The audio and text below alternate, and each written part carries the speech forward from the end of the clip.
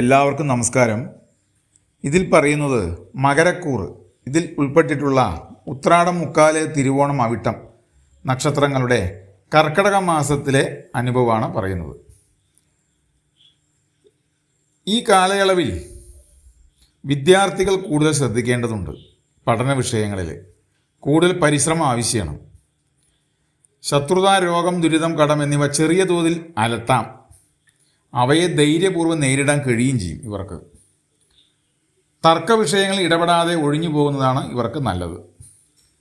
ചെയ്യുന്ന ജോലിയിൽ മാറി വേറൊരു ജോലിയിൽ പ്രവേശിക്കാനുള്ള യോഗം കാണുന്നുണ്ട്. യുവാക്കൾക്ക് പുതിയ തൊഴിലൊക്കെ ലഭിക്കും. കൂടുതൽ ആധുനിക സാങ്കേതിക വിദ്യയിലായിരിക്കും പ്രയോജനം ഉണ്ടാവുക. ചെറിയ സുഖഹാനി അനുഭവപ്പെടും. സന്താനങ്ങൾക്കൊക്കെ അഭിവൃദ്ധി ഉണ്ടാവും. ഭൂമിയോഗം, വാഹനയോഗം, ഗൃഹയോഗം എന്നിവ ഈ കാലയളവിൽ ലഭിക്കുന്നതിനുള്ള സമയവുമാണ്. വ്യാഴം 6-ലാണെങ്കിലും ഇവർക്ക് അത്ര വലിയ പ്രോബ്ലം ഉണ്ടാവില്ല.